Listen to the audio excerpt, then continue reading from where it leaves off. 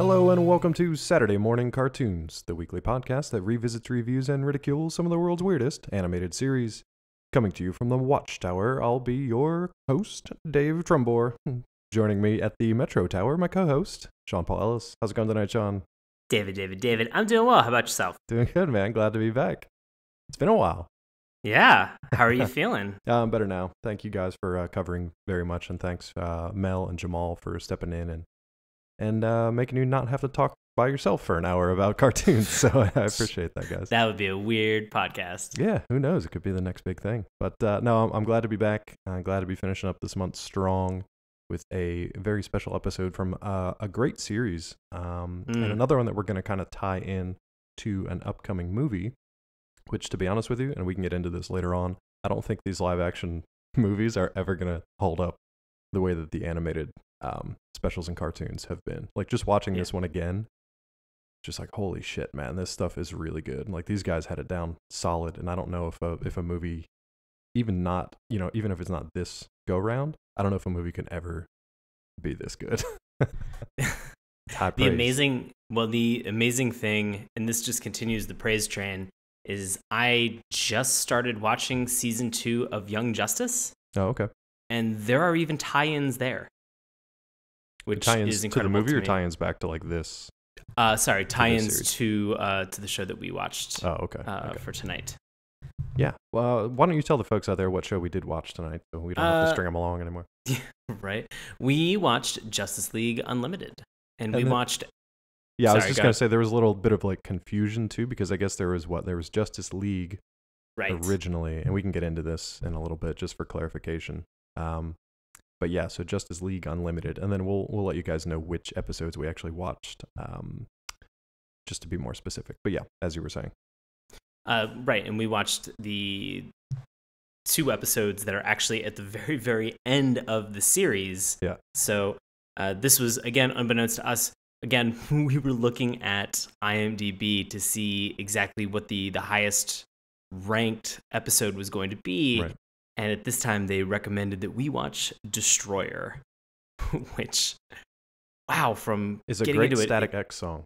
Yeah.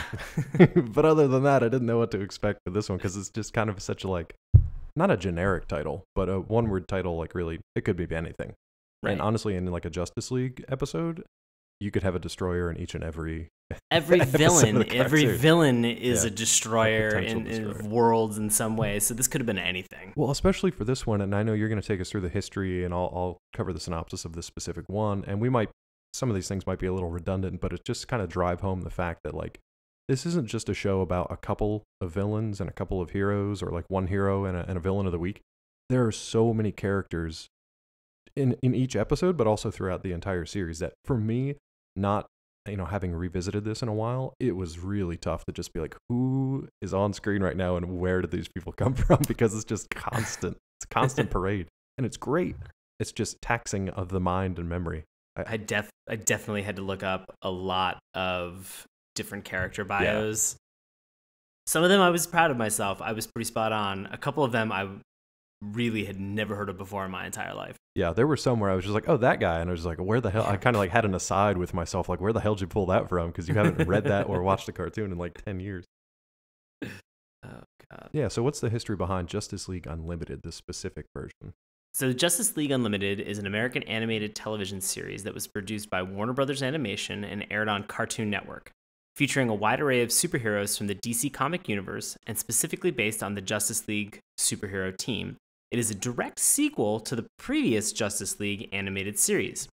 JLU, which is commonly known as, that's how it's known on the street. On the streets. JLU debuted July 31st, 2004 on Toonami and ended with an episode that aired, which we obviously watched, on May 13th, 2006. Mm-hmm. It was also a final series set for the long-running DC animated universe, which started with Batman, the animated series, back in 1992. Yeah, and I don't know how up-to-date that particular information is, because DCAU, as it's now known, the DC animated universe, right, as compared to like the cinematic universe, they've been cranking out animated features, year after year after year for the last, I don't know, at least 4 or 5 years, probably more. And I have been watching them, and they are stellar. They're good. The only thing, and this is just a real brief aside, it feels like when we normally talk about cartoons that are rebooted or movies that pick up a franchise or a property, like sometimes they tend to remake it back for fans of the age that was originally there. So if it's a kids show, they'll make it again for kids. Right. This is one of those instances where I feel like DCAU has really it's stayed with its fans. So like if you grew up and you watched Batman the Animated Series and then you watched Justice League and continued with them, then obviously you've put a good 15, almost 20 years in and are now watching their animated properties, but they're more for like an adult audience. I mean, I can't remember which ones that I watched, the features that they had, but they're definitely for an older audience. I mean, the amount of like swearing that goes on and not just the violence, but like the sexual nature of it, that they're not for kids. Like I don't remember watching anything like that when I was a kid, that my parents knew of anyway. So it's interesting that they've kind of gone in that direction, but this was a nice, very primary color, bold throwback to the Justice League that I remember. Do you know what I mean? No, I know because I actually just recently watched Batman Superman Apocalypse. Okay. And that is there's very adult content that is in that. Yeah, and I don't know if they just decided that like they can get away with it because it's the feature thing, or if they just wanted to skew it towards an older audience, or because it was on like Saturday morning cartoons TV or kids TV, where they had to worry about more censors and stuff. They were just kind of doing their own thing. So it's just a different beast. But so Justice League Unlimited. So as Sean mentioned, this takes up soon after Justice League, the original series, ended, and it features a greatly expanded league. We're talking, that's an understatement. Ooh. So the characters of the original series, now referred to as quote-unquote founding members, are joined by many other superheroes from the DC universe. In the very first episode of this new series, there's over 50 characters that appear. And I feel like this episode probably met that or exceeded it, because I couldn't even keep track of how many there were. I would say it probably exceeded it, because I think they just pulled like everybody out of the woodwork that they could. So a number of these heroes had made guest appearances in Justice League, but many heroes and other characters made their first animated appearances in this particular series. So even if they just showed up for like one scene, or literally just like walked across the hall of like the Watchtower, or were just like working at a console, like that was sometimes their introduction. The general format of each episode is to have a small team assemble to deal with a particular situation with a focus on both action and then character interaction. And these episodes that we watched today, specifically the last one, is like if you took all of the episodes that came before it and just put them together in a giant free-for-all, but still did it within, the 30 to 60 minute time frame. Right. That's kind of how this whole thing was like distilled. And honestly, it was a little shocking for me to just like turn this one on in the midst of all this after like, 36, 37 episodes, and then just boom, get hit with this, just like, walking through like a wall of cold water, just like all the crazy comic book stuff that was going on. But take me back to your reaction when you first started watching these episodes. Where were you coming from? You said you've been watching Young Justice. Like, how caught up with this particular series were you? I watched all of Batman the Animated Series when it was on after school. Right. I began watching, around the time that this came out, I actually had access to be able to watch Toonami. Nice. When we were living in Pittsburgh. And so I remember watching a lot of just regular Justice League. And then when Justice League Unlimited premiered, I just continued to be a fan throughout. I was a giant fan of Batman Beyond, and just kind of carried that forward. And so when Netflix released Young Justice, I don't know how, again, I missed Young Justice, but when I had an opportunity to see Young Justice, it just made sense. And then season 2, which just came on Netflix, it really has that mature tone that we talked about that's in some of the actual movies that the DC animated universe has been pumping out. Like it feels much, much more massive in terms of what they're pulling off. And they're in it so far. I think I'm 3 or 4 episodes in. They're doing just such a great job with it. It's amazing.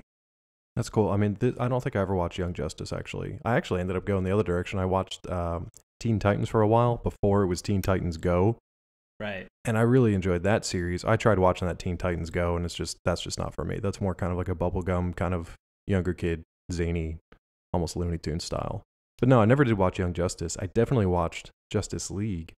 but I couldn't tell you like where the differentiation was between where Justice League ended and where Justice League Unlimited started. I could kind of tell in some of like the animation, especially with, you know, like the flying Legion of Doom and like the shots of the Watchtower that were more CG animation than the traditional kind of hand-drawn stuff. But other than that, man, I couldn't really place. I mean, the voices are great. It's got Kevin Conroy's Batman. Mm-hmm. I don't have the rest of them up in front of me, but it's basically all the voices that you're familiar with from the DC animated universe. So it's all kind of those staples, those originals, those kind of like foundation stones that you had listened to for 20 years. 10 at this point, but 20 years now. So right, it was cool. I could just kind of get right into it. And the theme song definitely helped. So it was not the theme song that I had in my head, right? Okay. The one I had in my head. What were you thinking? The one it was kind of the same tune, but it was the one from Justice League. So it was the one that was a little more like orchestral, a little less rock. You know, they had a little more of just the big fanfare and the big brass and kind of like the big James Horner kind of sound to it. And then this one I think kind of has a similar theme, but it's got a lot more like that rock guitar kind of thing to it. And it's quote unquote edgier because it was the 2000s. Yeah. I don't know. It was good though. It was definitely a good like energetic tune to get you in the mood to watching the show. What was your take on it? Again, I don't think I have anything additional to offer other than saying the second it came on, I remembered it right away. Yeah. Got very pumped up.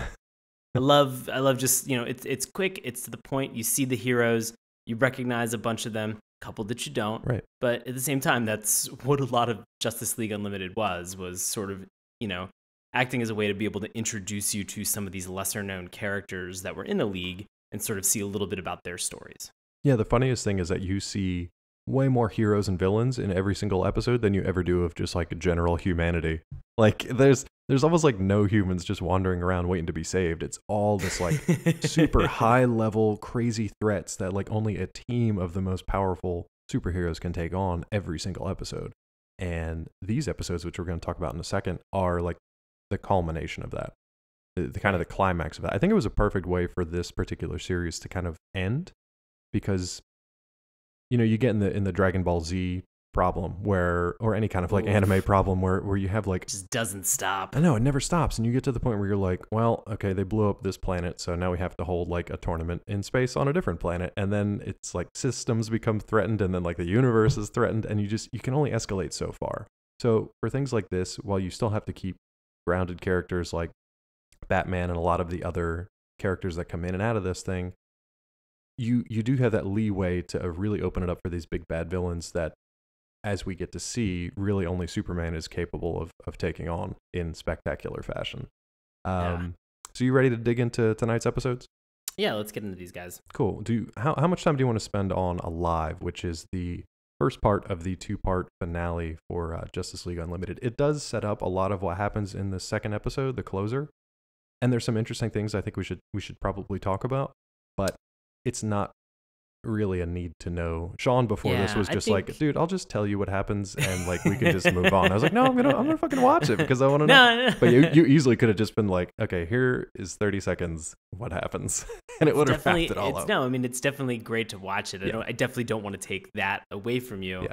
The conflict that really arises in the episode Alive, it happens very quickly. It seems like it is sort of one giant battle and very little exposition.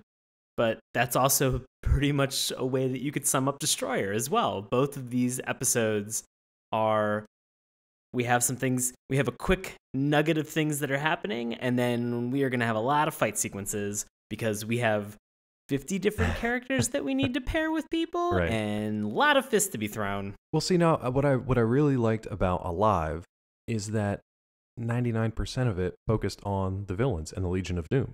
So, right. I mean, to the point that like if we were to just watch the Justice League and their 50 plus characters, I'd probably be able to name about half of them and recognize probably 3/4 of them, but not be able to name them.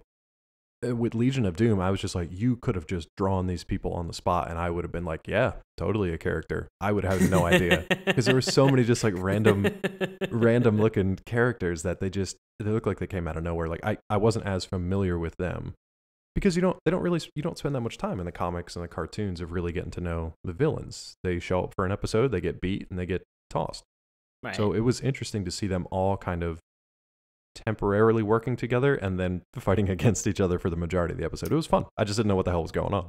Right. Yeah. You think of all these classic team ups that you have of villains like Sinister Six, right. Hellfire Club, and or even Legion of Doom, just not on this scale. Right. This seemed like it was Legion of Zoom. Oof. Legion of Doom cubed. There are just such a high number of things that were going on, and I mean, I couldn't remember Atomic Skull. I couldn't for the life of me. I was just like, it's DC's Ghost Rider, but I couldn't remember what his name was. And I love his voice in this one.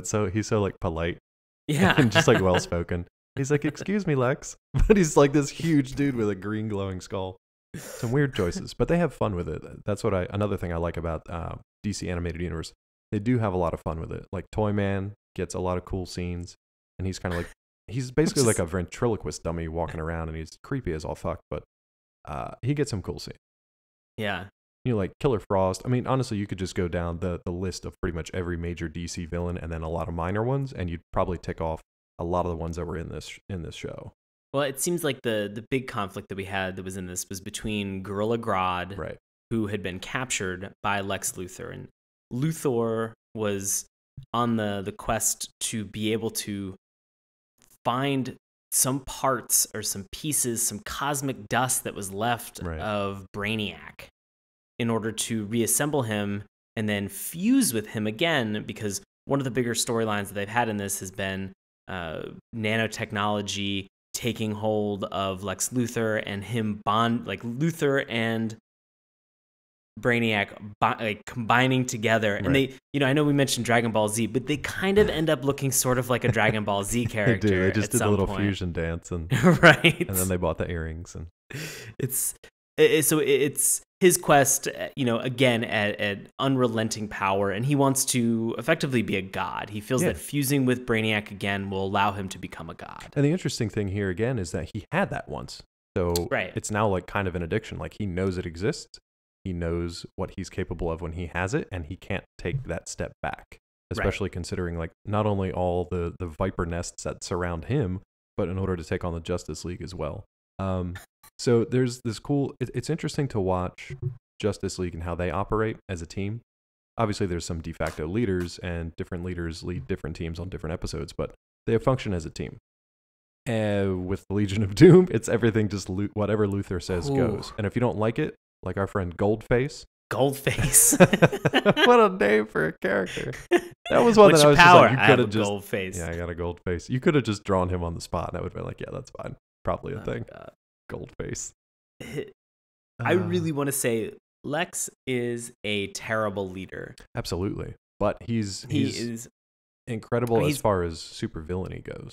Right. It's weird that he's like a Superman nemesis, but he's basically like the evil Batman, because he has a contingency plan. I was just gonna say that. Yeah. Sorry to take the words out of your mouth, but like that was striking. No, that's perfect. Yeah, he has that contingency plan for every single villain in his cadre. Like anybody, like, oh, if you got a gold face, I've got like this thing that'll melt your gold face. I'm gonna smelt your face. I'm gonna smelt your face into an uglier face. He's got a gadget or a contingency plan for everything, and even when it comes to like his romantic relationships, which I knew nothing about. He's probably just using you as means to his end, which is exactly what happens. Did you catch the sexy sax real quick between Tala, who I've never heard of in my life, and Gorilla Grodd? Did you catch sexy sax? Well, when she's like coyly playing with his chest. Yeah. And he's in the cage. Imprisoned in the cage, and she's like trying to reunite with him because she doesn't trust Lex being in charge, basically. The one thing I could say to Lex is maybe find a woman that you can really settle down with, because it Mercy seems Graves, like... man. Mercy Graves. Where is she? She's probably dead. She's probably dead. Yeah. she's just a human. She's not like tough enough to live in this world. Because you have to think in this instance, Tala, she was like she was being manipulated.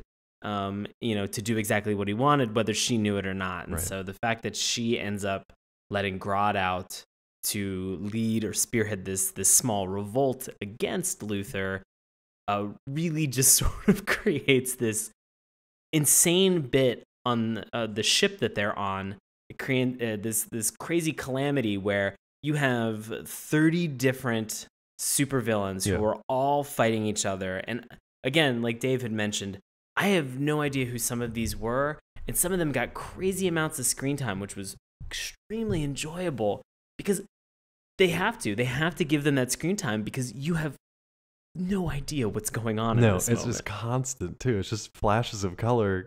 I would love to sit down and watch this one with our friends Evan Valentine, who's been on the show before, and our buddy of ours in Pittsburgh, Andy Rutt, because I could just see them both like just big kids. Anytime an obscure villain or hero pops up and does something related to his character, they would just like giggle and just have a fit because that's what it was there for. It was great fan service for people who had been paying attention to the comic books for years, or people who had been watching the show, religiously. Just great fan service moments to see all these characters on the screen. Because it's animation, there's no reason not to. You just have to have people who can animate them, maybe voice them if they have a line or two. There's no reason you can't do that. You don't have to worry about casting the right person and working out the schedules and paying, 60, 70 people to be on screen. You can just draw them, do whatever you want. It's great. But yeah, so the main conflict is Lex is looking for Brainiac, so he just basically turns the Legion of Doom into a rocket ship, and it flies out of the swamp and into space. And then they have. And then he proceeds to scream at everybody for 5 minutes about how God. They're welding certain things. How to weld metal structure, radiation shielding, all kinds of random stuff. He's a dick, and his character comes across as being a dick, but he also knows exactly what he wants. So it's kind of like you don't have to respect him, but you can respect his kind of authority for getting this stuff done in the way that he wants it done. It definitely backfires, but not in the way you might expect. So Grodd's free. He starts his kind of revolt against the captain of the ship kind of thing, and it's looking like Grodd and his ilk are going to get the upper hand until Lex triggers one of his contingency things, which, what was it, Grodd trying to do, like the mind control? So Grodd is attempting to do the mind control, and the second he does it, Lex hits this button on his belt, and I guess it reflects. Yeah, it just bounced it back on Grodd, so now like Lex is in control of Grodd. Right. So that actually took a really kind of a crazy turn. We never come back to this. We'll get to this in a second, but like this never comes back. It's never resolved. Not that I saw. Presumably, somebody just got murdered. Here's a question. Biology. Can gorillas live in the vacuum of space? As a primate researcher and specialist, no, they cannot. No, they cannot. You've sent numerous gorillas into space. None of them have come back. I'm still waiting. Yeah. So if a gorilla lands in your backyard, please contact Saturday Morning Cartoons. First animal control. I'm gonna throw out. I'm gonna also assert in this line of questioning: can super intelligent gorillas that are flung out of a spaceship that is presumably traveling at warp speed, still delivering a monologue while in the vacuum of space? Correct. Yeah. Can they survive? I feel like it's worse for them because they know that they can't. So they know what's coming. Yeah, so there's this messed up sequence where Lex turns the tables on Grodd. He is now controlling Grodd's mind. He's suggesting things, and Grodd has to follow. So like if he says step to your left, then Grodd has to step to his left. He basically makes him walk out of an airlock and even taunts him on the way out. And which are some of the best taunts. There were such great lines in here. To say to somebody, this really could have gone either way. To which Grodd responds, "It could have, couldn't it?" And then Luthor just goes, "No, boop, but let's just not." No, he goes, "No, but let's not speak ill of the dead." Oh, right. And then doesn't press the button on the airlock, punches the control panel. Punches that button. Punches it, which I would have thought like when I'm punching something that I maybe wouldn't. I would just press the button as a regular human, because if I punched it, then there was the potential that like you could have just broken the device. Yeah, but it's like one of those things where it's like I don't punch my phone every time I want to turn it off, like after I'm done with a call, but I fucking wanted to.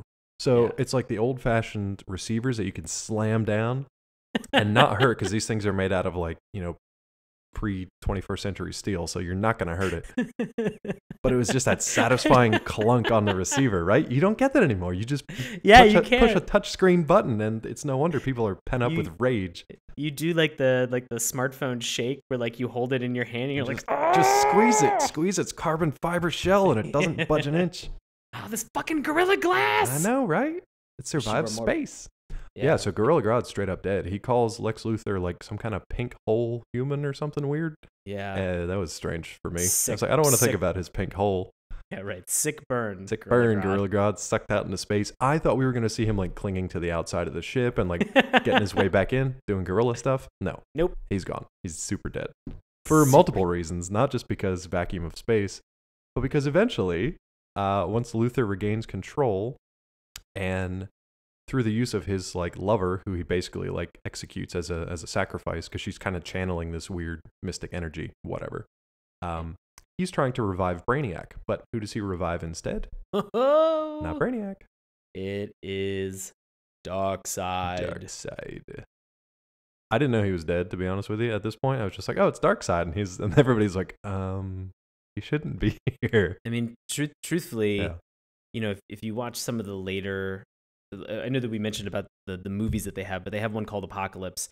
And at that point, you find out something that Darkseid is not attacking Earth anymore because of some treaty that they set up. with his dad kind of thing, like not his dad, Highfather. I can't remember if that was his dad or if he was just like the de facto ruler of whatever that group was. That's where I started to like get away from the comic stuff. Once I started to get into like the outer space kind of stuff. Apocalypse is cool, not to be confused with Marvel's Apocalypse or X-Men, spelled very Greek looking. Yes. So Apocalypse is like this hell planet, basically, that Darkseid is more or less like the warlord of, if you're not familiar with it. With some amazing characters that are on, like Granny Goodness, she's and great. Furies. So we have all these, like this really fun lore that is set up within this universe. So, but going back to this, they suck up all this space dust. And they reconstitute Darkseid, and he is less than thrilled. He is. He's still got his swagger. He's not still pleased. Knows how to make an entrance and an exit. Definitely an entrance. He gets a couple one-liners. He basically says something to the effect of like, "Did you write this down? Actually?" No, I did not. He basically says something to the effect of like, "I'd like to thank you for resurrecting me. It was unexpected. But as your reward, I will grant you a quick death." And then he just blows up the entire spaceship. It's just a wide shot, and you just see it explode. You're just like, well, the entire Legion of Doom is now dead. And any hope of Gorilla Grodd being rescued is gone. I picture that poor monkey clinging to the outside of like a vent and just getting that last screw out on the vent cover and pulling himself in, and then just vaporized. And that's more, is that more or less where that, oh no, now we go back to Earth in the last like 30 seconds of this one. Right. And this is where we have, you kind of, and we'll explain. Oh, I'm sorry. Do you want to, you were talking about Apocalypse. Do you want to take a side trip to Apocalypse? Because he has a kind of a cool scene there. Well, he kind of makes a grand entrance. You have some warring factions that are on Apocalypse that are vying to gain control at this point.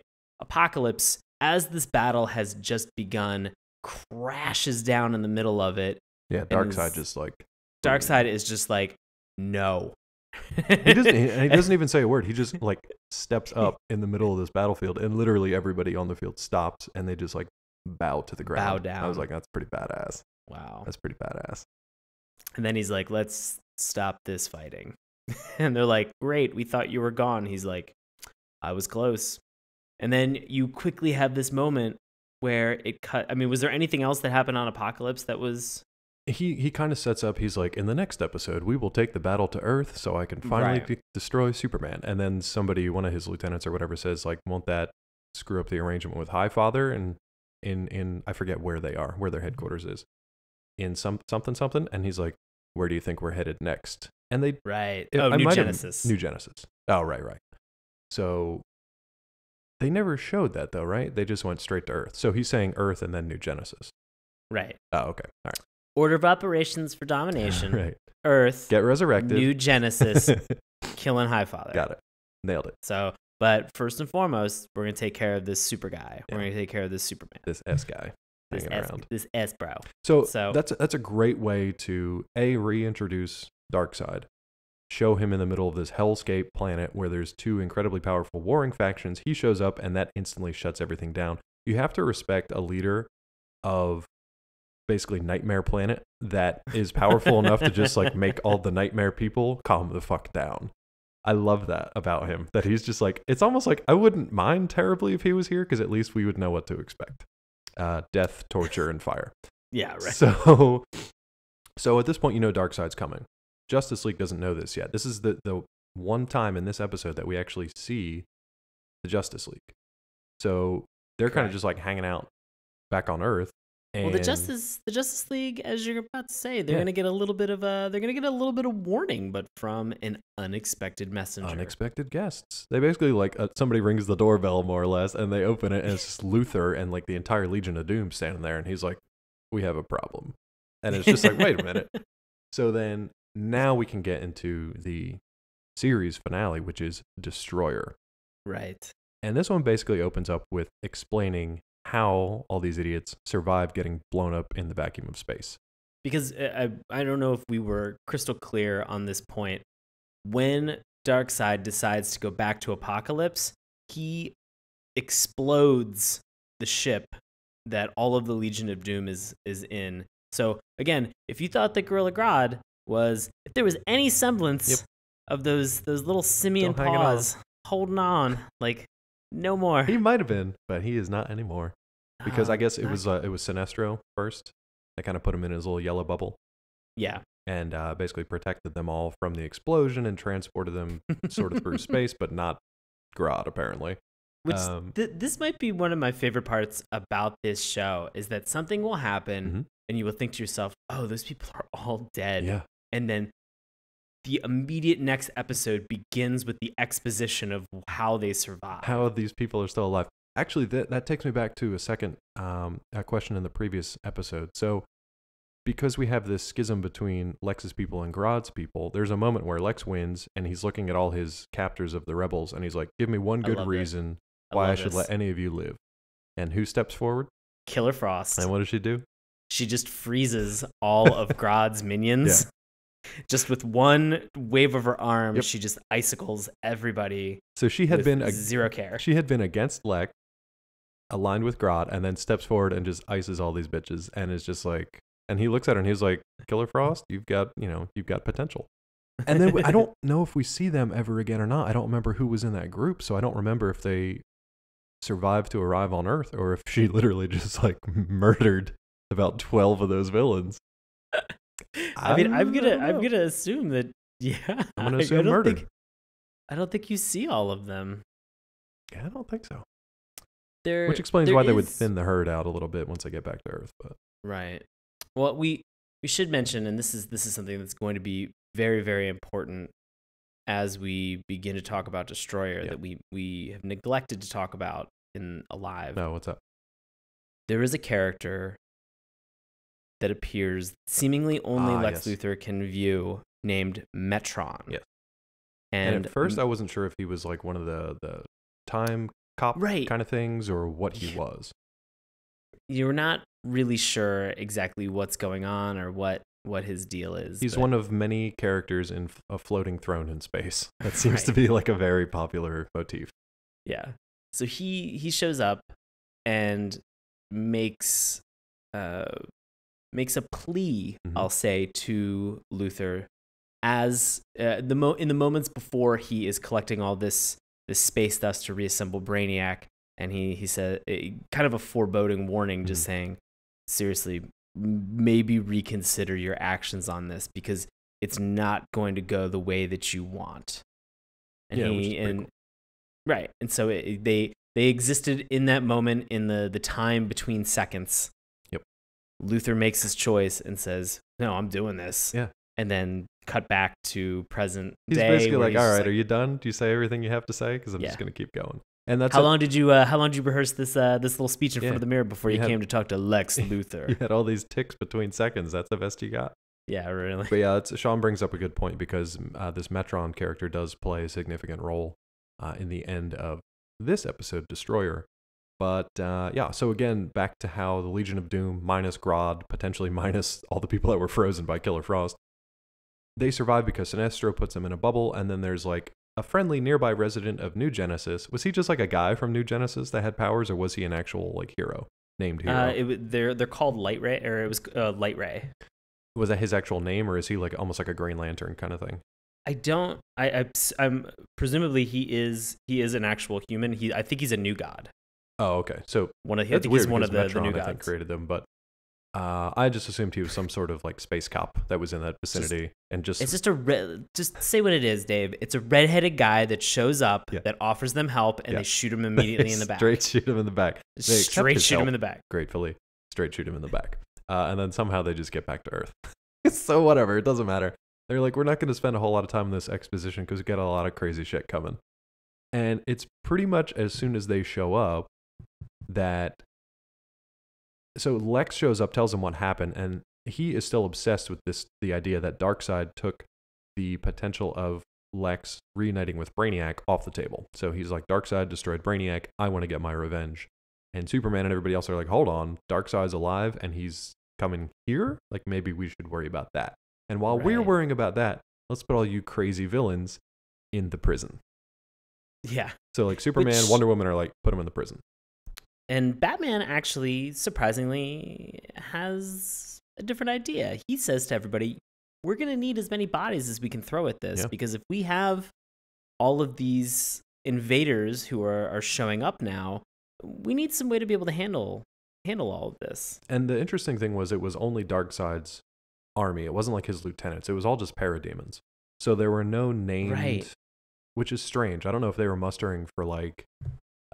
for New Genesis, or if it was just something they didn't consider, or they didn't want to up the power levels that much with like, the Caliban and the are you trying to say that there's like a restriction on the boom tubes about what power levels can come through? I don't know, man. I don't know what it was, but either. They didn't draw them. It was basically, this whole thing was like a showdown between Superman and Darkseid, ultimately. Now, saying that, there's also like 100 other characters on screen, but the ultimate showdown was between Superman and Darkseid. Well, Well, in addition to Batman saying, look, if we're going to have such a massive battle, we need all the bodies that we can throw at this. Superman has one of the whiniest lines in this episode. He could whine as much as he wants in this episode because he redeems the fuck out of himself by the end of the episode. But go ahead. Sure. But he has this line where he just goes, "It's Lex freaking Luthor." Oh, he does, yeah. And I was like, he kind of he says it at Kevin Conroy. And, you don't growl at Kevin Conroy. It's Lex freaking Luthor. I can't do it now. Well, neither could Superman. Work. Yeah, right. It was very whiny. And Batman should have just like backhanded him. But no, Batman, voice of reason at this point. The villains want to fight. They make the case. A lot of the other villains, I think DC's Ghost Rider makes the case that this is our Earth too, so we want to protect it. What was his name again? Skullface? Atomic Skull. Atomic Skull. Why not? Can't he like absorb radiation? Almost like... I believe so, yeah. Yeah, but he didn't fuck... Well, whatever. That's besides the point. He didn't fuck? He didn't fuck. He might have. Him and Hawk Girl. I don't know what they were doing later on. So you mentioned a character that's in this that they are going to be fighting against that are coming in droves at this point. Yes. And these are parademons. Parademons. These parademons reminded me of Flying Monkeys? I know you're going to get this reference, and I'm sure most listeners will as well. They look like roided up and feral versions of the Monarch's henchmen from the Venture Brothers. Yeah, pretty much. It's pretty much what you tracking on this? Yeah. So if you actually put those guys through like a super soldier program that went wrong and turned them into like weird insect beasts, then yeah, it's exactly what they are. And there's a shitload of them too. But that's basically what it is. So it's like they're like the faceless fodder that can just be basically destroyed by the combination of Earth's heroes and villains fighting on the same side. Now, I love the attention to detail on this one though, because first you've got the team that's kind of split up. So you've got Watchtower, which is the Justice League kind of orbiting ship in space that watches for threats before they get to Earth. And then you've got Metro Tower, which is down in Metropolis, which is the land-based headquarters for Justice League. So you've got part of the team there, but a majority of the team up in space. And that's where Mr. Terrific, who's manning the controls at this point, he spots all these boom tubes coming into Earth, like dozens of them, all over the world, all over different countries, everywhere. The geography, except for a couple of scenes, kind of, you didn't really get the feel that it was all over the place. I actually have a list of a lot of the places. All the countries that popped up, yeah. Yeah. We have Metropolis, Washington, D.C., Paris, Great Wall of China, Rome, Tokyo, Cairo, London, Venice, and then there are 2 that are kind of unknown. So like Australia, Africa, South America, you guys are in pretty decent shape. Yeah, don't worry. You're fine. We'll take care of this. Keep calm, carry on. And that fictional city of Metropolis is totally fine too, because it doesn't exist. So that was interesting. They do kind of like lay some groundwork, like, look, this is a worldwide crazy thing that's going on. We need all these different teams. They just never had anything in the animation that was like, you know, the Eiffel Tower blowing up or like the pyramids of Egypt, anything like that. But that's just like a very minor side point. What was interesting was the Watchtower had to just start teleporting just random ass heroes wherever they could as soon as they could and just start like beaming people down to random places. So then Wonder Woman says, look, if we're going to be fighting with these villains, then you need to assign each one of them in a team of 2 team leaders. So it's basically like 2 decent heroes that they each trust each other with 1 villain that they don't trust, so that they make sure that they don't get murdered by their own, you know, teammate while they're trying to take down these parademons. I thought that was a really nice touch and actually just like a really smart way to set up interesting teams like Superman, Batman, and Lex Luthor. Right. One of the most interesting teams ever, I'd say. Yeah, we definitely had a large number of just cool villains that are paired up with cool heroes. Oh, and, yeah. You know, it's just chaos, though, that unfolds, man. And what's that, like the enemy of my enemy is my friend? Yeah. You know, which is, I guess, how this kind of all comes together. Yeah, and I mean, Luthor isn't shy about it. He says, look, you're helping me get revenge on Darkseid for killing Brainiac, and Superman's just kind of like, okay, whatever, you need to tell yourself if that's what's going to happen. So you get these weird pairings, like, what's the guy, the knight? Shining Knight. Shining Knight. So you've got so we get on the Great Wall of China, we have Wonder Woman, Shining Knight, we have Vigilante, and Star Sapphire. Right. And then they end up getting joined randomly by Martian Manhunter. Yeah, who's just like an old man with his old wife, just walking the Great Wall of China, and he just like says to his wife, there's parademons and shit flying around the sky, stuff's blowing up. He's like, I should probably go help. I was like, who the fuck is this guy? I thought he was going to be like Shazam or something. I thought he was going to Shazam himself, yeah. But no, it was Martian Manhunter, which was a nice little reveal, because I guess he hadn't been there for a while. Well, so Martian Manhunter at a point has the desire, as a very quick sidebar, has the desire to be more human in order to relate and understand humanity more. And so he descends into the population in order to integrate and really kind of find himself and understand more about humanity. And he ends up with a wife, and, you know, he ends up living, you know, a very happy, you know, existence with this woman. And it's, you know, only in the darkest hour does he finally decide, now I'm back. No, that's interesting. I didn't know that. I mean, you can kind of see that between the lines, but I didn't spend too many brain cells just trying to like figure out like why he showed up all of a sudden. I was just like, oh, that's kind of cool. And again, I've watched a stupid amount of. No, that's good. It's just been so long since I watched this. I was like, was he like? Did they think he was dead? Did he go back? Was he fighting like white Martians or something? Was he on Supergirl the whole time? I don't know. Oh boy. I actually like his character on Supergirl. It's probably one of the better parts of it when they use it. Very cool. You know, we also mentioned Killer Frost. I believe she's going to be on The Flash. Yeah, I think by the time you guys actually hear this episode, she will have already showed up. But yeah, very pumped about that. Yeah, so that was great, wasn't it? When she was Killer Flash, wasn't that so cool? So sweet. So look, Frosty cool. Did you say Killer Flash? Killer Flash? I might have. I might have said Killer Flash. Spoiler. Spoiler alert. Dat babies, Killer Flash. So we've now got teams of villains, a lot of random ones that I've never seen, like DC Ghost Rider, teaming up with heroes all over the world because they've basically got these things. Oh, I wrote down what they were called. I think they called them magma tappers.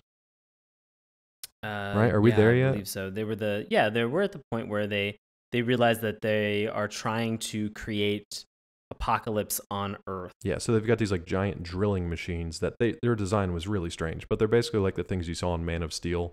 They're almost like the world engines where they They drill down into the earth. They are supposed to tap into the magma and then create what are called fire pits. And then, basically make apocalypse on Earth. So we should probably go through this. Let's go through these side things here about like how the teams are taking these on. There's not much more to it, to be honest with you. There's just kind of a few cool moments with the teams before we get to the main battle between Superman's team and Darkseid. Let's save that for last. So we've got these drilling rigs that are all across the world.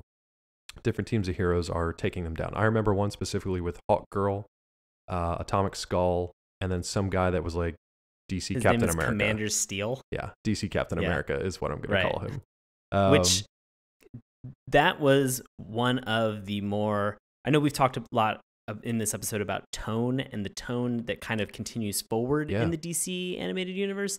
This sequence where Hawkgirl gets a spear in the back. Well, and she says so she's going to take care of this machine first, right? And she's got her her Thanagarian mace, whatever. And she's like, she says to Atomic Skull, "Watch my back." She actually says, "Watch my backside," and I was like, "I will do that all day." I have such a Hawkgirl crush. And I'm unashamed. He might have actually just been doing it, and that's why I wasn't paying attention, because she goes to destroy this thing, and she gets a spear like through her wing. Yeah. And it looked pretty nasty. And then she turns around, and the dude is nowhere to be seen. It's just a bunch of parademons closing in. Right. So then it's basically what, Commander Steel, you said? So Commander Steel picks up his Captain America's shield, and he throws it. And the way that they have this shot composed, you see the parademon moving closer, and you see the Captain America shield kind of on the same parallel as his neck. Yeah. As the parademon's neck. And then suddenly you see the shield slam into the side of this drilling device. Yeah. And you kind of hear like a body drop. I didn't hear that. The way that they have the shot then composed is in the very bottom left of it. You have a head that you don't see attached to anything, but it's a parademon. And then in the background, just like a small distance, you have Hawkgirl kind of holding her wing and pulling the spear out. That's interesting. See, I was just watching Hawkgirl's backside, so I missed all that. Fair enough. Yeah. She told me to. I mean, I've watched the episode twice now, so I watched it once. I watched it once for backside, and then I watched it the second time for more backside. I watched the 100% backside cut, where it was just all backsides the entire time. It's a rare version, but if you can find it, it's worthwhile. So that moment was, yes, and I don't mind that kind of darker tone for this version of the animated universe, because it's sort of like, look, this is world-ending stuff, so we're going to kill these basically faceless insect creatures that nobody really cares about. That's fine. What was more perilous for me was that Hawkgirl looked like she was not only about to die, but when she actually had her heroic moment where she does take down this machine, it looked like that basically killed her too. Because she strikes this thing, it sends like all the energy into her and just sends her for a loop. Which, at this point, A, I thought she was dead, but then B, like Atomic Skull just like comes out of nowhere and scoops her up like, oh, hey bitch, sorry, I wasn't paying attention, but we're all cool now. Like, what was that about? Yeah, I don't understand why. And, this is obviously, it's a part. I mean, this is the way that they're showing sort of the bonding and the unity between these teams as they're fighting. Right. And truthfully, Atomic Skull has a lot of screen time in both of these episodes, and they kind of really get into him. I'm kind of curious to go back and watch some more and see if Skull happens to get more time, if they kind of really dive deep into a little bit of him. But it's that moment where they're just like, hey, I'm going to help you out. I'm going to scoop you up. Let's get you out of here. At the same time, I don't understand why Hawkgirl did not charge her mace and then just throw it at the target. Oh, I thought you meant at his skull face. No. No, I mean, yes. Well, if I remember correctly from her run-ins in the animated series, she was never sort of the strategic type. She was always kind of the run-in and smash stuff with this mace type. That is correct. So I think that just kind of like is her style. So just brash. Yeah, very brash. Good backside. I like it. +4 to backside on her collector's card if you got it, actually. So they like she has a 12 or a level 12th backside. Yeah, that's the best you can get. So they've got 12th level backside, as we're going to talk about in a moment. Oh yeah, 12th level backside. Yeah, all things are level backside. 12 plus. 12th level. It's 12th or 12 plus. So those guys dive in a trench, which apparently they're super fine. So there's another one of these machines that I don't know where Flash and Green Lantern and Giganta were. They were in Paris. They were in Paris. Probably next to an Eiffel Tower, which I said did not exist, but it was probably right there. Yeah, well, that's because Giganta I feel like I might have missed something. Grows, and then she swipes those parademons off of the tower. That's what it was. Okay. Yeah. Okay. There were like some small cues. I've also, like you said, there is so much stuff that is happening in this episode, and it is happening very, very quickly. I had to go back and actually do a little research and check out some wikis just to make sure that I knew all of this stuff. Yeah, so exactly. It took some time. I mean, I'm glad that I've watched it now twice and have done a little bit of research. But for anybody watching the first time, you're just like, this is fun stuff. This is enjoyable. This is pretty cool to watch. Yeah. Like, I'm just on board with whatever's happening. And then just like catch your breath and then go back and look and find out what actually happened, because it's all just crazy. But they have kind of this fun thing. Like, Giganta doesn't really do a whole lot. I thought they could have used her in this situation, but they really didn't. It's basically just like Flash and Green Lantern working together. Right. And they, long story short, they just like catapult this thing. They try to send it into space, but Green Lantern doesn't quite have the oomph, which I thought they could have used Giganta to just like stomp on the other end of this catapult, right? Like, she's right there. So they try to launch this machine into space, but it ends up just smashing into one of Darkseid's ships anyway. So that thing blows up and everything's peachy. I think there was only one other moment that I remember that really like caught my attention. I thought was funny. There's a moment where Toyman is by himself in the middle of the street, and he's surrounded by a ring of parademons that are all closing in on him. Yeah. And he just like looks at each one in turn, and he fires this little like Nerf gun at him. So it just sends like this little dart thing, and nothing happens. And then a few seconds later, he's just like smiling, and then all of them blow up in succession. He just has these great little funny moments for a little psychopath that he is. Were there any other moments where they were taking out these machines that stand out to you? No, I don't think so. There was some interesting moments where people are getting ready to fight. Powering up. We have what was it? Ice, who is in out like next to a pool, and she solidifies herself in a block of ice and then breaks out. Yeah. And then assumingly goes nowhere. Do you know who the chick was in the pool though? I was not able to figure that out. Because at first she was dressed almost like the current Star Sapphire is, but different coloration. It was like a green. And I don't know if they were supposed to be like in a relationship, if it was one of those things from the DC comics that had come up, or if it was just they were just hanging out together, if it was kind of like a Teen Titans kind of thing. Right. Yeah, it was one of those things that like it called back to like the old like Bobby Drake turning into Iceman. Oh yeah. Iceman during like Spider-Man and his amazing friends.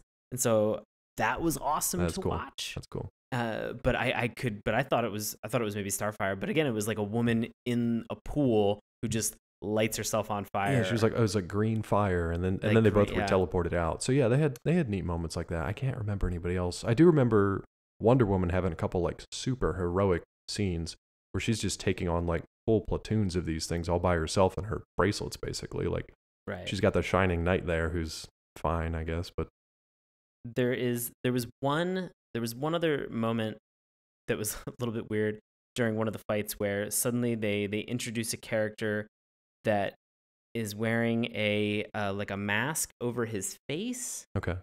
That makes his face completely blank, and he looks like an old noir detective. Yeah, isn't that the question? That's the question. Yeah, that's the question. That is this is not like that's the question. Abbott and Costello bit that Dave and I are doing right now. Not trying to. The character's name is actually The Question. All capitals. Yeah. Yes. Yeah. No, that was cool. And who was that? Who was the cowboy with like the 6 guns? Oh God, that was another one that I was just like, I'm trying desperately. I used to like him because he had great quips. Like, he was always really funny. He always had a quick barb. But I can't remember his name now. I'm sure somebody out there is screaming at their phone podcast right now. It's probably Evan.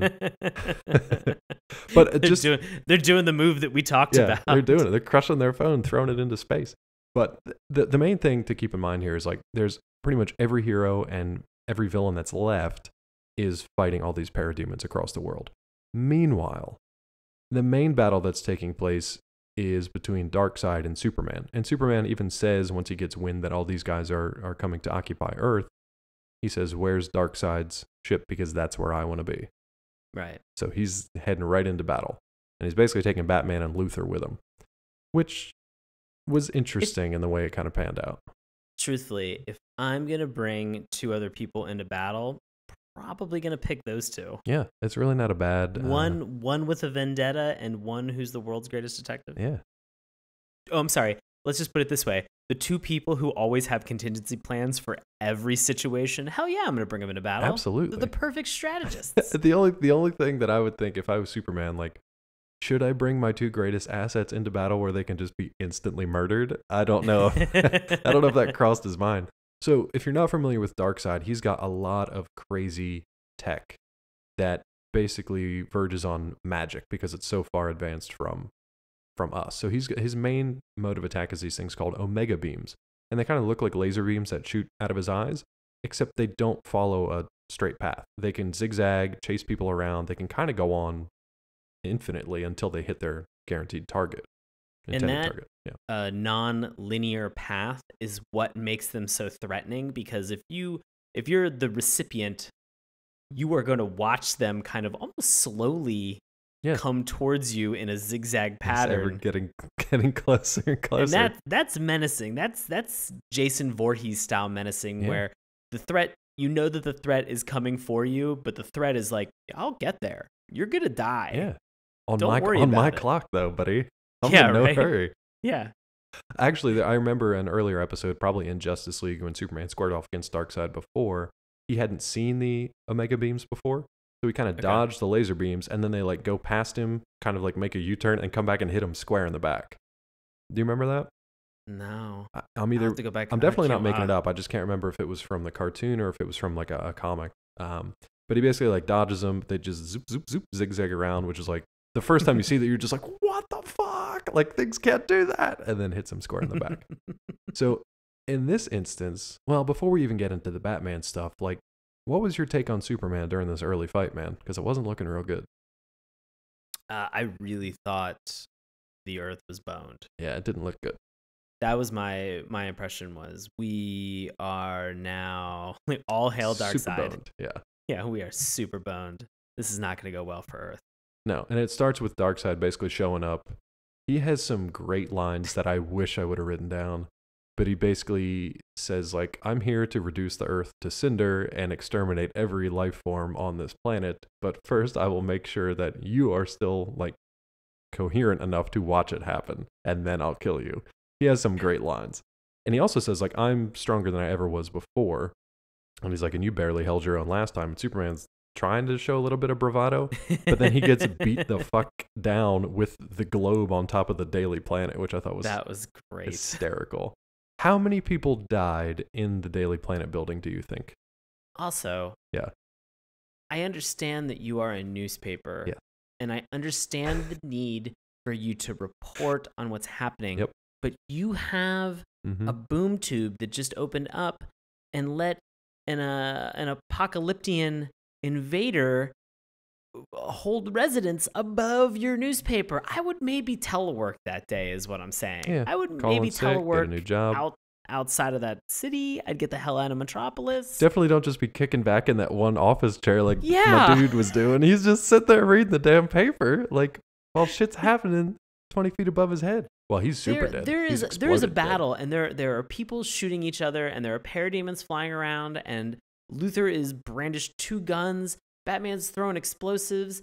Superman's getting pummeled, and people are still like, "What are we gonna put on page 6? Like, what's the crossword gonna be tomorrow?" And it's just like, get the hell out of here. I wonder if living in Metropolis, they seem surprised. They did well. They seem fucking surprised For the nanosecond before they were incinerated by the resulting explosion. They show every single floor of the Daily Planet building just being like exploded out. Like balls of flame shoot through every single floor. All the windows blow out. Like there is nobody left alive there. Many dozens of people, if not hundreds, died. But yeah, I think from living in Metropolis, you see this stuff so often that you're just like, I'll take care of it. Might be some collateral damage, but it's probably fine. It's not really worth going outside. It's like the fire alarms at work. Like you don't really want to do it. So if you're forced, you'll have to go outside. Yeah, right. Yeah, terrible. But yeah, those people are dead. So in the basement of the Daily Planet now, Darkseid has pretty much pummeled Superman more or less into submission, and he keeps getting interrupted by these little insects that are Batman and Luthor. Right. And they have various little things. They don't really do anything all that interesting, to distract him. They basically just like throw batarangs or shoot him just enough to like piss him off, and he just like flings them away. The one interesting thing that happens is Batman actually evades the Omega Beam. Right. And that catches Darkseid's attention. He's like, oh, no one's ever done that before. That was a pretty cool. That was a pretty cool scene. And then what does he do next, though? He looks at Luthor and is like, I wonder if the other one will be as successful. Yeah. His eyes begin to glow. Luthor sees this and just jumps the fuck out of like, just, nope. I'm out. Nope. His vendetta like cleared up real quick. Right. He was the first one to run at him, and when this whole thing started, and then he got thrown off a building. So that was pretty much the end of him. Yeah. At what point do you think, like, what had to be going through your 12th level intellect mind 12 plus, to think that you can run and jump at a god as a way, like, just to tackle him to the ground? Yeah, like tackle that god. How? I don't think so. He wasn't thinking straight because his best buddy Brainiac was gone forever. I know. Wasn't thinking. Well, we get this moment where suddenly after Luthor jumps, we get sort of the polite good guy Superman does the kind of like tap on the shoulder and is like, excuse me, and then proceeds to then punch Darkseid like right in the face. And it begins this whole series of events which leads up to, I want to say, probably one of the greatest sets of dialogue that has been in this 2-part series. It was amazing. This was the scene that, like, I didn't know this was the scene that I was going to see as I was watching the show, but as it started going on, I was like, holy shit, that scene is coming. And I remembered it from way far back in the recesses of my mind. I'm like, is this the scene that I think it is going to be? And it was, and I was super thrilled. So we have this moment where Darkseid just goes, he says, "You still try to fight? Can't you see that it's hopeless?" And Superman just responds with, and this is in reference to Batman and him evading the Omega Beam. He goes, "That man won't quit as long as he still draws breath. None of my teammates will. Me, I've got a different problem. I feel like I live in a world made of cardboard, always taking constant care not to break something, to break someone, never allowing myself to lose control, even for a moment, or someone could die." This is when Superman knocks him back, like out through the building. He goes, "But you can take it, can't you, big man? What we have here is a rare opportunity for me to cut loose and show you how powerful I really am." And in that moment, I just did an audible, oh, I was so excited. Shit. I was so excited because I knew what was happening. This is basically like, so what we were saying with Dragon Ball Z and stuff like that. Goku for a while had to like restrain his power because he was like, oh, if I power up anymore, I'm just going to like disintegrate the earth. So he kind of like had to rein it in. The same kind of thing with Superman. Like he has to worry about breaking buildings and he has to worry about injuring people. And he's just like, nope, gloves are off. Let's see what you got. And this is like, you get to see him really open up. And I don't even think he showed as strong as he really was.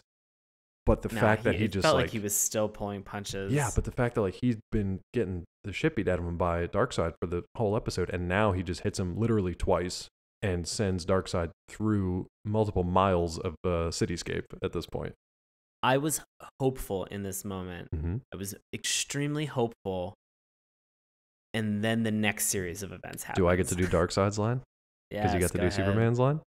So Superman has punched Darkseid through multiple buildings and then flown to catch up with him once he's on the other side of those buildings, still flying through the air. And then he kind of like double axe handle smashes him down into the ground, creating like this massive crater that Darkseid falls into. But then Superman gets a little full of himself and he starts to approach Darkseid. Darkseid hits him with what's called the Agony Matrix. The Agony Matrix, which is a pretty sweet trap if you're going to have one. It beats a bear trap, the Agony Matrix. That'd be a terrible hunter. Just out there with agony matrices. What a dick. So Darkseid walks up to him as Superman. I love the effects, the animation on this one, because Superman's trapped in like this electrified web of just energy. And it's, as he's being affected, it like blinks and you can see his skeleton. Like that's how like intense all this radiation is. It's like almost like x-rays. Like you can see his skeleton. It was really creepy, really disturbing. So Darkseid comes up to him and he says, "Imagine the worst pain in your life times 1,000. Now imagine that pain continuing forever. Oh, that's right. You don't have to imagine." Because he's just getting electrocuted right there. It was pretty fucking great. So at this point, you're like, okay, Superman had a badass line. Darkseid's still kicking. How? And it's like minute 26. Like, how is this going to resolve? Well, in comes literal Deus Ex Machina on his floaty throne. Under the name of Metron. Yeah. And Luthor takes a little side trip. So go ahead. You've been on the 12th level intellect Luthor for a while. I'm so curious because is Metron only showing up for Luthor to see, or is he showing up for everybody to see? Like, is everybody aware that Metron is just appearing, but nobody's like... The last time he said he stopped time. So he stopped time except for Luthor. So I think he's just doing that for Luthor. So this is the moment where I believe Darkseid brandishes a Krypton knife. Yes. So Superman is still kind of like in spasms on the ground, and Darkseid's now lording over him with this knife. Yeah. And he says that he's going to cut out Superman's heart and put it on a pike next to his throne. And you're just like, ooh, this is not going to end well. Let's see it happen. Yeah. Then you get whiny Luthor, who just points to Metron and is just like, you knew this was going to happen. Yeah. Like, you knew that this was it. And Metron's response is, well, yeah. Like, yeah, that's exactly what I told you. Yeah. I done told you. I told you that last episode. Like, last episode, you idiot. So, it was like 10 ticks ago. Yeah. So he says something, Luthor says something to the extent of, if you knew that this was going to happen, I bet you also know that there's a way to beat Darkseid. And Metron has sort of that like ponderous moment where he's just like, maybe. He's very coy. Maybe. He's like, but it's too dangerous.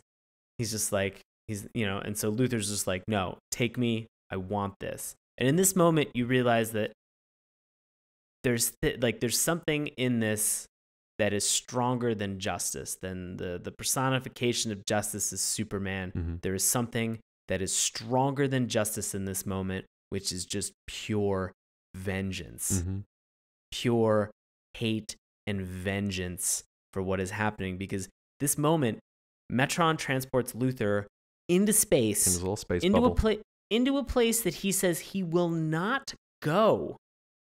The source wall. The source wall. So he gets all the way out to the source wall. Let's describe the source wall real quick. With like weird Legends of the Hidden Temple faces. It was like all Olmec face, but like one of them was who's the Devourer of Worlds? Galactus. Galactus. One of them was definitely Galactus. I don't know who all the other ones were, so I don't know if it was like statues of all like the elder gods of the universe or what, but it was basically just like picture Galactus as like a Mayan rune, and then a shitload of them making basically like the wall at the edge of the universe. Yeah. That's where this guy has taken Lex Luthor in his space bubble. This is where I started to check out a little bit because I was just like, what's going on? I began to check out for a moment, and then Lex pulls me back in with one of his classic zingers where Metron just goes, I will warn you one final time. Only a 12th level intellect has even the slightest hope of surviving what you are about to experience. Luthor just looks at him and he goes, then I'm overqualified. And I was like, oh, he's doing it. He's doing it. Like Sylvester Stallone his way out of this one.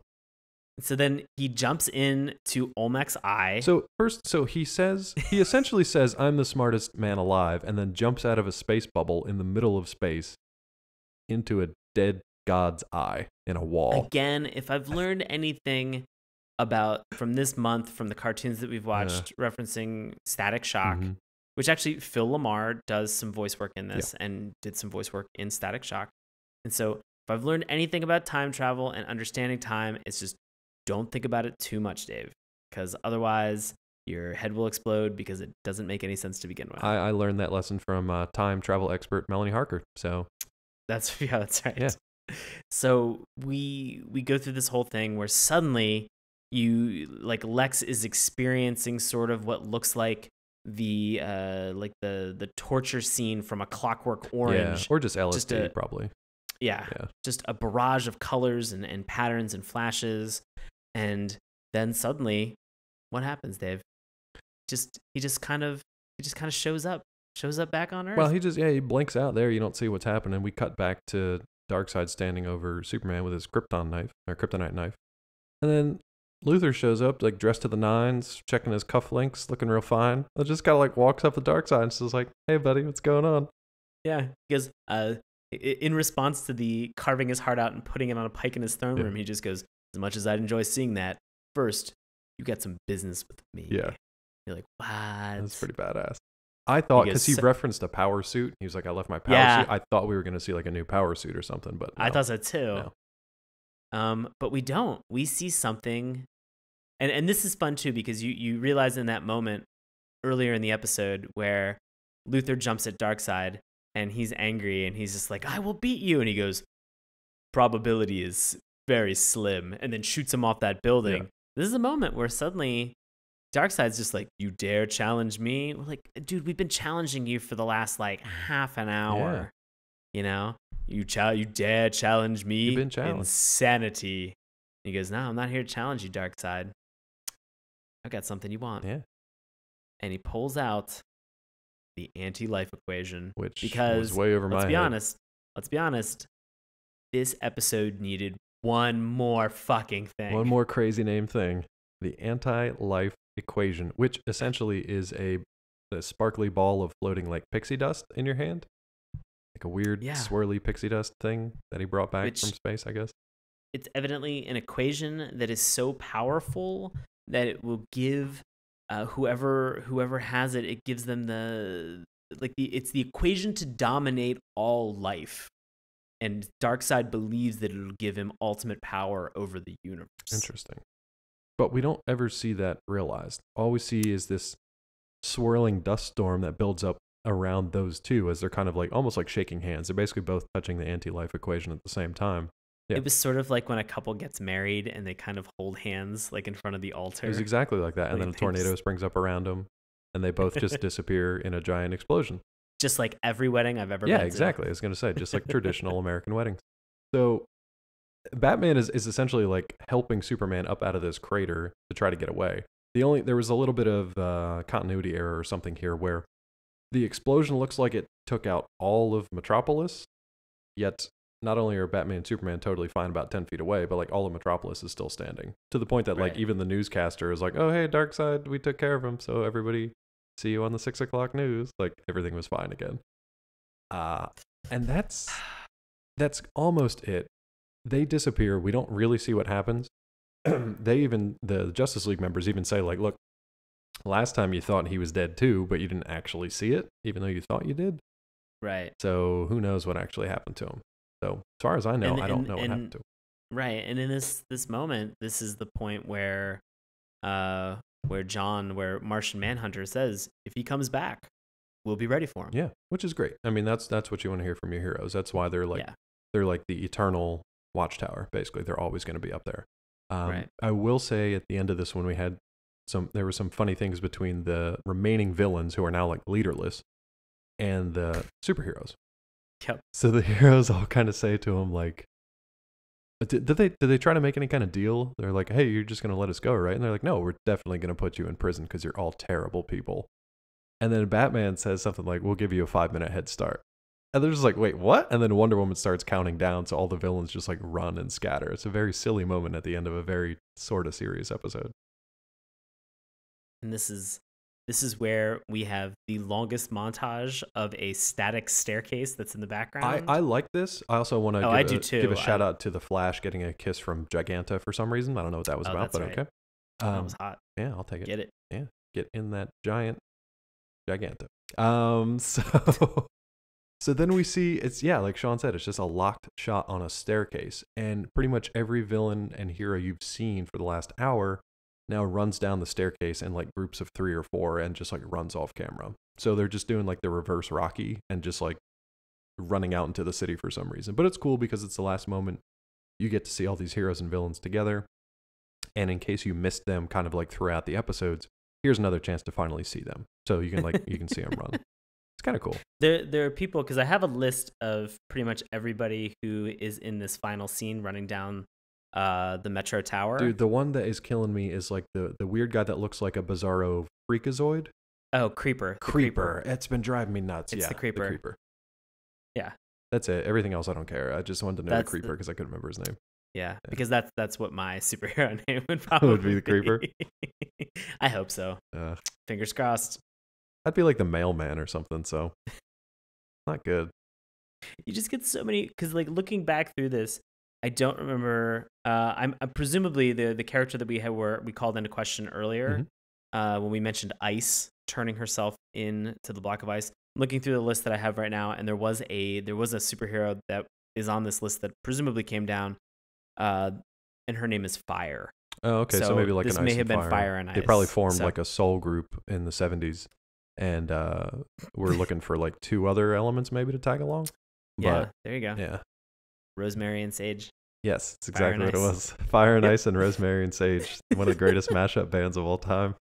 But we have a bunch of groups like there's Hawk and Dove, who are another like. Dude, if you want, you can run down if you have the whole list. If you want. I mean, I don't think so. I just think pull it's kind some of the fun interesting ones out. Yeah.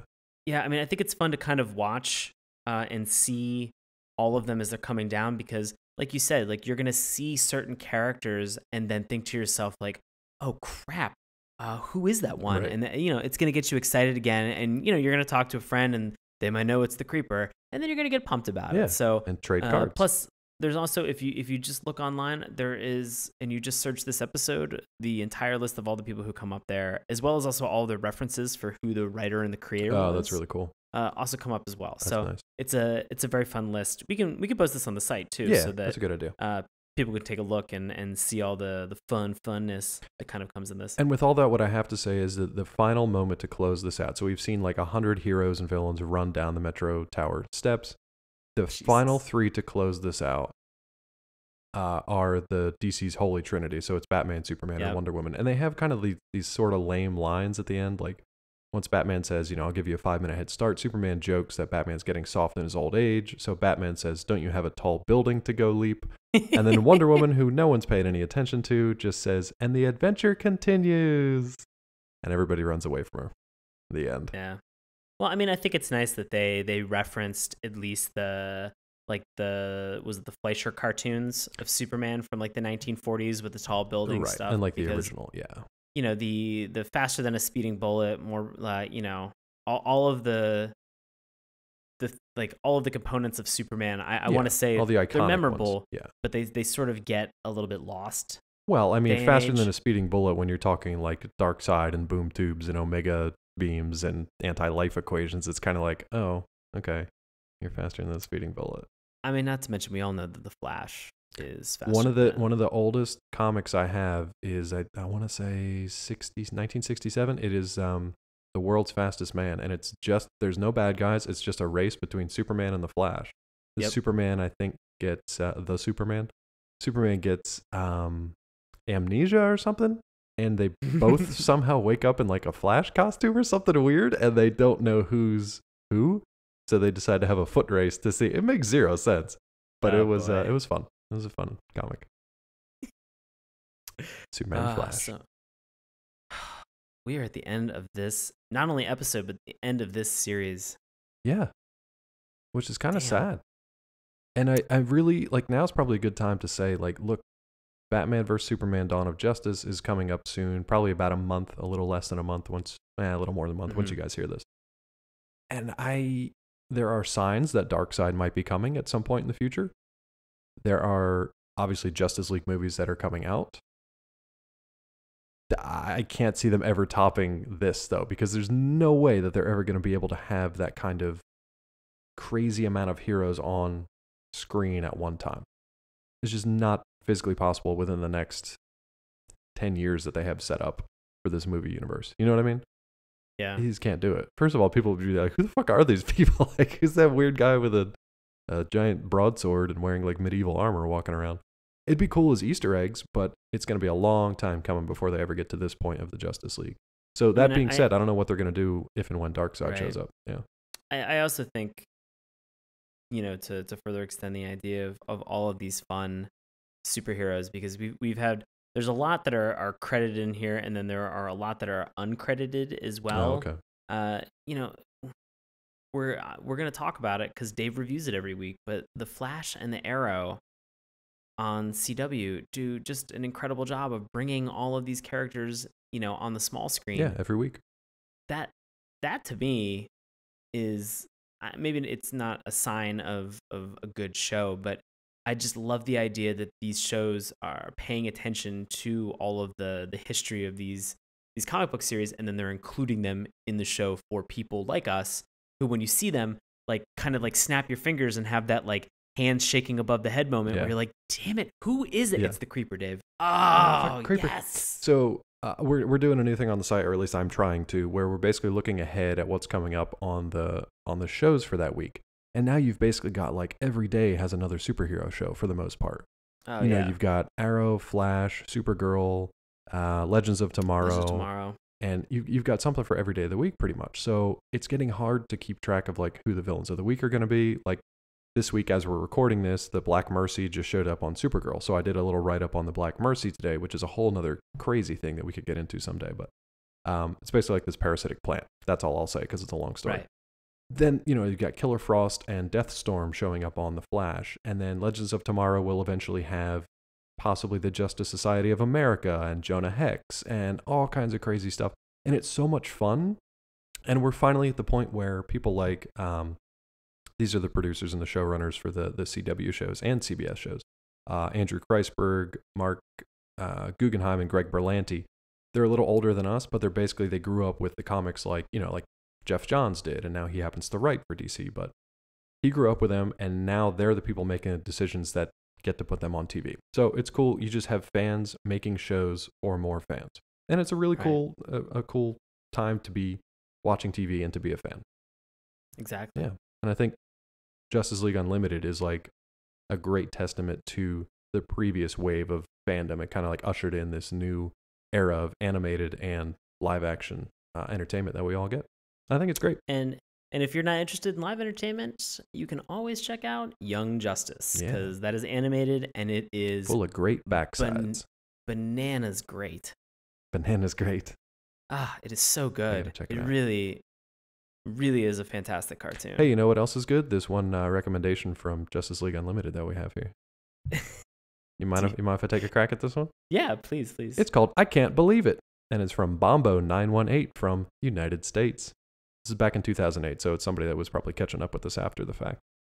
Bombo says, I just started watching this cartoon, and I think it is the best show I have ever seen. And now I find out that it's been on for years, and there is no more. Some of these episodes should be up for awards, no joke. I'm trying to think where I've been in the last 4 or 5 years. I love that one as like a non sequitur. Just like he's just losing long tracks of time. Bombo? I'm trying to think where I've been for 4 or 5 years. Just blacked out. I always feel like as soon as Bombo was done writing this, Bombo was just like, I gotta get my life together. No, Bombo just blacked out. And it's now, 8 years later, I want to know what Bombo's up to. So, okay, here's where he talks about tonight's episode. So the episode Destroyer had the best writing for a cartoon. I will agree with you there, Bombo. It was fantastic. They put so much in a 30-minute show, and Justice League Unlimited put some serious emotion in the writing, like when Superman goes off on Darkseid. And then he goes in, he verbatim lists what Sean said as Superman's lines earlier. And then he finishes with, Bombo says, that is the best thing ever in a cartoon. Bombo, I agree with you. I worry about you because you've been blacking out for like really long spaces. Long periods of time. Long periods of time, buddy. A drinking binge in a blackout that lasts 5 years is something you should definitely get checked. Yeah, that's beyond Rhino drunk at this point. That is well beyond Rhino drunk. But you do have good taste in cartoons. So thank you, Bombo.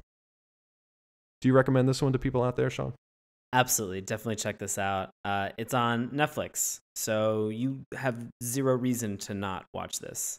Also, Young Justice is on Netflix. Just check that out too. Just what are you doing this weekend? Nothing. Watch all this cartoons. The great thing, like, again, when I finish watching this cartoon, Netflix is great because it recommends similar titles. So it literally, the next 3 things you could have watched were like Justice League, Batman Beyond, and I think probably Young Justice. So it all just kind of like shows up there. So you can just waste literally 4 or 5 years of your life, and not waste. It's good entertaining stuff. Just spend 4 or 5 years of your life doing that. It's a good time. So that's my way of saying yes, I recommend this as well. Absolutely. Anything else from this episode before we move on to plugs for tonight? I think we're good. All right, buddy. What do you have coming up for the folks out there? I am going to be doing some shows in March and April with Washington Improv Theater for their Fighting Improv Smackdown Tournament, or FIST. You can check all that out and more as they are posting dates shortly. Find that information witdc.org. And as always, you can follow me on Instagram and Twitter at Sean Paul Ellis. You used the whole word this time. I'm so happy. Keeping it simple. What are you up to, Dave? Same old shit. So you can find me over at collider.com. Like Sean mentioned, I'll be doing the weekly recaps of The Flash, Arrow, and also The Walking Dead, which will be back on by the time you guys are hearing this. So very excited about that. This second half of this season looks to be completely ridiculous in the best possible way. If you're a fan of the comics, I don't think you'll be upset. You'll be pleasantly surprised at what they have coming down the pipe. So head on over to collider.com and check out my recaps on that. For me personally, you can also head over to davetrumbore.com and check out some short fiction that I've been posting for the last few weeks. And, let me know you heard about it here on Saturday Morning Cartoons. Feel free to comment there and at Collider as well. If you're interested in finding out more about Saturday Morning Cartoons, you can do so at our website, SaturdayMorningCartoons.com. Remember, that's morning with a U. You can also find us on Twitter at MorningTunes. Check out Sean's handiwork on our Tumblr page, SaturdayMorningCartoons.tumblr.com. We also have a Facebook page and a YouTube account. You can listen to the podcast each and every week through iTunes and Stitcher. And if you'd like to just drop us a line, feel free to do so. It's SaturdayMorningCartoons@gmail.com. If I couldn't get any more excited during this episode, this next bit of news is about to do it, because we are going to be headed into March. And coming up in March, my friends, is going to be the first time we're doing this Pocket Monster Madness month. I've been talking about this for probably years now. Have we been doing this for years? We've at least been talking about it for years. We've been doing this for a year and a half for now. Our entire lives. It's been building up to this moment. I'm really excited for Pocket Monster Madness month. Essentially what we're going to do is break down the month of March, much like the NCAA basketball tournament. So we're going to have kind of a bracket, but not really. And each week we're gonna pit two Pocket Monster shows against each other. And we're going to have a number of judges come in and grade each of the shows on a number of categories. And then we're going to see how they kind of all add up. And basically by the end of the month, we're going to see which one is the de facto SMC Pocket Monster Madness champion. Do you remember which ones we have coming up in the first week? We've got our number 1 seed and our number, I think, 8 seed. We are going to have a Yu-Gi-Oh! Versus Bakugan Battle Brawlers. So I don't know what to expect with Bakugan. I was a fan of Yu-Gi-Oh! Yeah, I watched some Yu-Gi-Oh! when I was growing up. And we're stretching the Pocket Monster definition a little bit here, but not too much. I think you'll definitely get some of your favorites in here and maybe some surprises along the way too. So we've got stuff going back as far as Pokemon, kind of the original of this, all the way up to something very, very recent that Sean brought to my attention. Yokai Watch? Yokai Watch. So I don't know what the hell to do with that, but it should be fun. Should be a good month. I'm very curious to see how the scores all end up by the end of the month. And we're doing things like not just overall rating. We're scoring like theme song, the monster design, all kinds of fun stuff. So I think it'll be a good time. I want to mention that Melanie Harker sent me a clip of a Yokai Watch episode, and it was the craziest thing I think I've seen in a long time. It's gonna be good. Is it up there with One Punch Man? It's crazier for different reasons. Oh, okay. All right. It's just very, very, very bizarre. I will occasionally send these guys like a Zatch Bell GIF just for fun, because it's like one of the weirdest things. So we'll see how these all stack up. But yeah, that's gonna be March. We're actually starting it on Leap Day of February. We're gonna kick off and get into March Pocket Monster Madness month. So yeah, this has been Saturday Morning Cartoons. Thank you guys for listening, and we will see you next month. Fill out those brackets.